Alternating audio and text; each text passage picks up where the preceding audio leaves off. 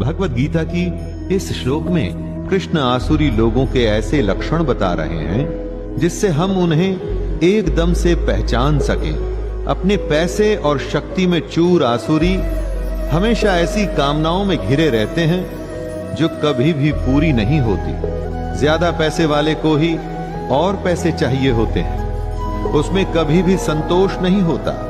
ये लोग अपने अज्ञान से मिथ्या सिद्धांतों को ग्रहण करते हैं।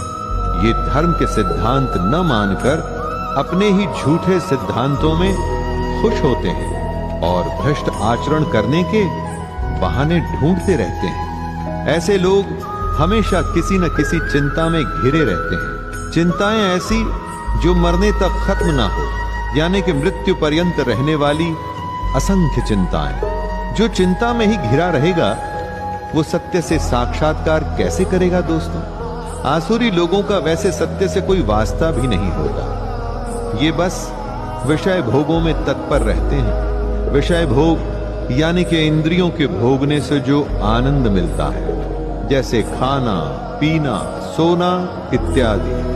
जो इस तरह के भोगों के आनंद के लिए ही जीता है, तो उसके कर्म कैसे होंगे ये तो अब आप खुद ही समझ सकते हैं। कृष्ण कहते हैं जो कामना में, अपनी इच्छा में फंसा होता है, वो उसके लिए कुछ भी करने को तैयार होता है। यही होती है आसुरी प्रवृत्ति। अपने कर्म को कर्तव्य समझ के करने से ये एकदम उल्टा है। कामना या आशा की सैकड़ों फांसियां इन लोगों को अपनी जकड़ से छूटने नहीं देती। आशा की वजह से इनके मन में काम और क्रोध जैसे भाव आते हैं। काम और क्रोध के चलते ये अपना आपा खोकर अपने विषय भोगों के लिए अन्याय से भी पीछे नहीं हटते। इनका ध्येय सिर्फ अपने भोगों के लिए धन इकट्ठा करने से होता है। इस बात को समझिएगा दोस्तों।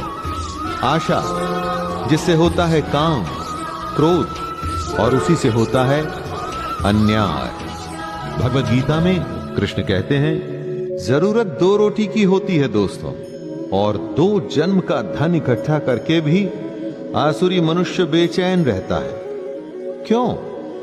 क्योंकि आसुरी मनुष्य सोचता है कि मैंने आज ये प्राप्त कर लिया है, इससे मैं ये खरीदूंगा, वो खरीदूंगा, ऐसा करूंगा, वैसा करूंगा। और जिस दिन ये खरीद पूरी हो जाती है तो कोई नई कामना, कोई नई आशा, कुछ नया प्राप्त करने के लिए विवश करती है, और ये कामना पहले से बड़ी होती है। इस बार बड़ी कार या बड़ा घर या पहले से भी महंगा गहना लेना होता है, और इस तरह से यह सिलसिला एक फांसी की तरह बस कसता हुआ चला जाता है। अधिकतर तो यह समझ ही नहीं आता, और अगर समझ भी आता है तो बहुत देर हो चुकी होती है। भगवद गीता की इस श्लोक में कृष्ण कह रहे हैं आसुरी प्रवृत्ति के मनुष्यों को पहचानने के लिए उनके अहंकार को पहचानना चाहिए। ये लोग ऐसा सोचते हैं कि एक शत्रु मेरे द्वारा मारा गया और अब मैं दूसरे शत्रुओं को भी मार डालूंगा। कहने का मतलब एक जीत के बाद इनको लगता है कि अब ये जीतते ही रहेंगे, और हर जीत के बाद इनका अहंकार पहले से भी ज्यादा हो जाता है। ये लोग एक तरह से अपने आप को ईश्वर समझने लगते हैं, क्योंकि ये अपने आप को ऐश्वर्य का भोगने वाला मानते हैं। इन्हें लगता है कि ये सब सिद्धियों से युक्त हैं, और ये अपने बल और झूठे सुख में ही जीते रहते हैं। भगवद गीता की इस श्लोक में कृष्ण बता रहे हैं अपने धन और अपने बड़े कुटुंब पर अभिमान करने वाले अपने सामने दूसरे किसी को कुछ भी नहीं समझते।